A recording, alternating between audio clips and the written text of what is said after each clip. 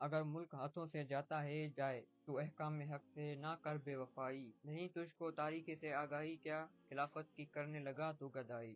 بسم اللہ الرحمن الرحیم۔ السلام علیکم۔ خلافت راشدہ 30 سال روم اور فارس پہ حکومت کرنے والی اس خلافت میں 4 خلفاء تھے، جن میں حضرت ابو بکر، حضرت عمر، حضرت عثمان، حضرت علی اور پھر حضرت حسن رضی اللہ تعالیٰ عنہ اجمعین۔ دراصل حضرت حسن کی خلافت کو حضرت علی کی خلافت میں شمار کیا جاتا ہے، اس لیے ان کا نام خلفاء میں کم لیا جاتا ہے۔ خلافت راشدہ کی خصوصیت یہ بھی تھی کہ یہ قرآن و سنت کی بنیاد پر قائم تھی۔ خلافت راشدہ کا دور اس لحاظ سے بہت اہم ہے کہ اس زمانے میں اسلامی تعلیمات پر عمل اور حکومت کے اصول اسلام کے مطابق رہے۔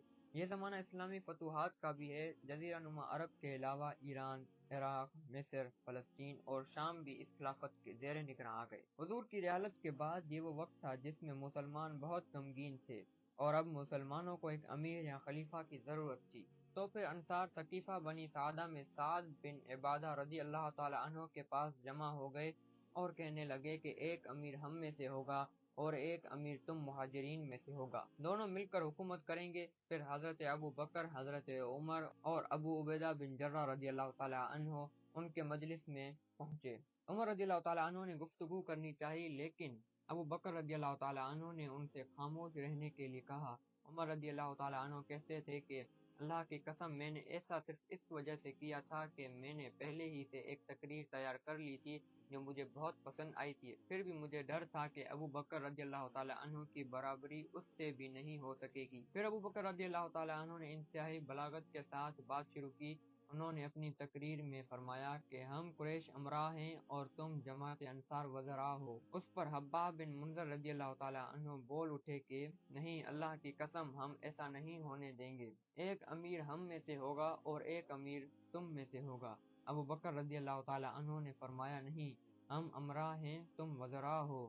وجہ یہ ہے کہ قریش کے لوگ سارے عرب میں شریف خاندان شمار کیے جاتے ہیں اور ان کا ملک یعنی مکہ عرب کے بیچ میں ہے، تو اب تم کو اختیار ہے کہ یا عمر رضی اللہ تعالی عنہ کی بیعت کر لو یا عبیدہ بن جرہ کی۔ عمر رضی اللہ تعالی عنہ نے کہا نہیں، آپ کی ہی بیعت کریں گے، آپ ہمارے سردار ہیں، ہم میں سب سے بہتر اور رسول اللہ صلی اللہ علیہ وآلہ وسلم کے نزدیک آپ ہی ہم سب سے زیادہ محبوب ہیں۔ عمر رضی اللہ تعالیٰ عنہ نے ان کا ہاتھ پکڑ لیا اور ان کے ہاتھ پر بیعت کر لی۔ اس طرح خلافت راشدہ کے پہلے خلیفہ حضرت ابو بکر صدیق رضی اللہ تعالیٰ عنہ بنے۔ حضرت ابو بکر کی خلافت صرف 2 سال 3 مہینے اور چند دن تک چلی۔ ان کی خلافت کا زیادہ وقت بغاوتوں کو کچلنے میں چلا گیا، جس میں فتنہ ارتدان کی جنگیں بھی ہوئی۔ نجد میں مسلمہ کذاب اور یمن میں اسود یاسنی نے نبوت کا دعویٰ کر دیا تھا۔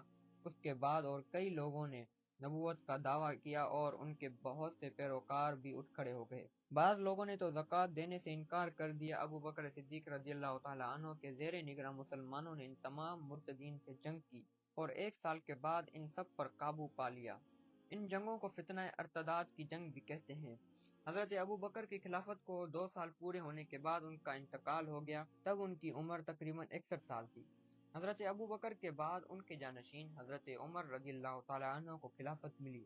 حضرت عمر کی خلافت 10 سال چلی اور ان 10 سالوں میں خلافت راشدہ یمن سے لے کر آذربائیجان اور لیبیا سے لے کر افغانستان تک پھیل گئی تھی۔ حضرت عمر نے کئی قرآن و سنت کے مطابق نئے قانون بنائے، علاقوں کو صوبوں میں تقسیم کیا اور ان کے گورنر انتخاب کیے، پولیس، کاتب، قاضی کو مقرر کیا۔ ہجری سال کا نظام اور ڈاک کا نظام آپ کے دور میں پایا گیا۔ حضرت عمر کے دور میں خلافت راشدہ 22 لاکھ مربع میل تک پھیل چکی تھی۔ ان کو فاتح یروشلم بھی کہا جاتا ہے کیونکہ انہوں نے یروشلم کو فتح کیا تھا۔ حضرت عمر کے دور میں صحابہ کی ایک کمیٹی بھی بنائی گئی جسے جرگہ بھی کہا جاتا ہے۔ حضرت عمر کی خلافت کو 10 سال گزرنے کے بعد ان کو مسجد نبوی میں نماز پڑھتے وقت شہید کیا گیا اور تب ان کی عمر 61 سال تھی۔ اب مسلمانوں کو ایک نئے خلیفہ کی ضرورت تھی، تو پھر جو حضرت عمر نے جو کمیٹی بنائی تھی اس پہ کئی سارے صحابہ نے حضرت عثمان کو اپنا خلیفہ چنا، تو پھر اس طرح تیسرے خلیفہ حضرت عثمان بن عفان رضی اللہ تعالی عنہ بنے۔ حضرت عثمان کی خلافت 13 سال تک چلی اور ان کے دور کا سب سے بڑا کام قرآن پاک کی ترتیب سے نقلیں کروانا اور مسجد نبوی کو بڑا کرنا تھا، اور ان کے دور میں خلافت 24 لاکھ مربع میل تک پھیل چکی تھی۔ اس کے بعد آہستہ آہستہ بغاوتیں اٹھ رہی تھی، جس میں کئی بار حضرت عثمان کو شہید کرنے کی بھی کوشش کی گئی۔ حضرت عثمان کو حضور کی پیشن گوئی کے مطابق یہ یقین تھا کہ ان کی شہادت مقدر ہے۔ جس روز شہادت ہونے والی تھی آپ روزے سے تھے، جمعے کا دن تھا، خواب میں دیکھا کہ حضور صلی اللہ علیہ وآلہ وسلم اور ابو بکر اور عمر رضی اللہ تعالیٰ عنہ تشریف فرما ہیں اور ان سے کہہ رہے ہیں کہ عثمان جلدی کرو، تمہارے افطار کے ہم منتظر ہیں۔ آپ رضی اللہ تعالیٰ عنہ بیدار ہوئے تو حاضرین سے اس خواب کا تذکرہ کیا۔ اہل محترمہ سے فرمایا میری شہادت کا وقت آ گیا ہے، باغی مجھے شہید کر ڈالیں گے۔ تو پھر حضرت عثمان نے اپنے غلاموں کو بلا کر انہیں آزاد کیا اور پھر قرآن پاک کو کھول کے اس کی تلاوت کرنے لگے۔ جب باغیوں نے ان کے گھر کا گھیرا کیا تو دروازے میں حضرت حسن رضی اللہ تعالیٰ عنہ کھڑے تھے۔ باغیوں نے ان کو زخمی کیا اور پھر کچھ باغی گھر کی چھت ٹاپ کر گھر کے اندر آ گئے۔ جب باغی اندر آئے تو حضرت عثمان قرآن پاک کی تلاوت کر رہے تھے۔ حضرت ابو بکر کے چھوٹے بیٹے محمد بن ابی بکر نے حضرت عثمان کی داڑھی مبارک پکڑ کر کھینچی۔ اس پر حضرت عثمان نے فرمایا اگر آج آپ کے والد زندہ ہوتے تو ان کو یہ پسند نہ آتا۔ یہ سن کر محمد بن ابی بکر شرم سے پیچھے ہٹ گئے اور پھر دوسرے باغیوں نے آگے بڑھ کر ان کو شہید کر ڈالا۔ کہا جاتا ہے کہ باغی حضرت عثمان سے کسی بڑے عہدے کے طلبگار تھے، لیکن عہدہ نہ ملنے پہ حضرت عثمان کے دشمن بن گئے۔ جب حضرت عثمان کو شہید کیا گیا تب ان کی عمر 83 سال تھی۔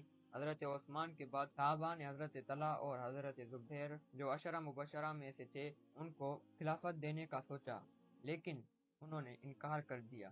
آخری عشر مبشر حضرت علی رضی اللہ تعالیٰ عنہ بچے۔ انہوں نے مسجد نبوی میں صحابہ نے ان کے ہاتھ میں بیعت کر لی۔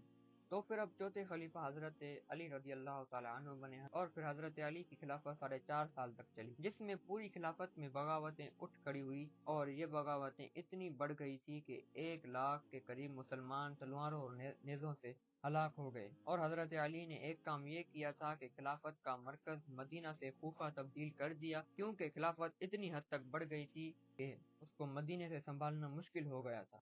کوفہ کو مرکز بنانے کے بعد نتیجہ یہ نکلا کہ سبائیوں کا مرکز بھی وہی بن گیا، اور حضرت معاویہ رضی اللہ تعالیٰ عنہ کا یہ دعویٰ تھا کہ حضرت عثمان کے قاتل کو سزا ہو یا ان کو ہمارے حوالے کیا جائے، اور پھر حضرت علی کا مطالبہ یہ تھا کہ میری بیعت کر لو اور پھر دونوں مل کر حضرت عثمان کا بدلہ لیں گے۔ لیکن حضرت معاویہ کو یہ ڈر تھا کہ اگر میں نے حضرت علی کی بیعت کرنے جاؤں گا تو پھر مجھے سبائی مار ڈالیں گے۔ 4.5 سال بعد خارجیوں نے حضرت علی کو نماز پڑھتے ہوئے شہید کر دیا، تب ان کی عمر 62 سال تھی۔ حضرت علی کے بعد حضرت حسن کو خلافت ملی اور ان کی خلافت 6 ماہ تک چلی، لیکن اب جب جنگ کا معاملہ ہوا تو پھر انہوں نے خلافت سے دست بردار لے لی اور پھر حضرت معاویہ کو نیا خلیفہ تسلیم کر لیا۔ بہرحال ایک عجیب سا الجھاؤ تھا جس وجہ سے مسلمانوں میں فتنے اور فساد عام ہو گئے۔ اللہ تعالیٰ سے دعا ہے کہ اللہ پاک ہمیں فتنے اور فساد سے دور فرمائے، آمین۔ الحمدللہ رب العالمین۔ السلام علیکم۔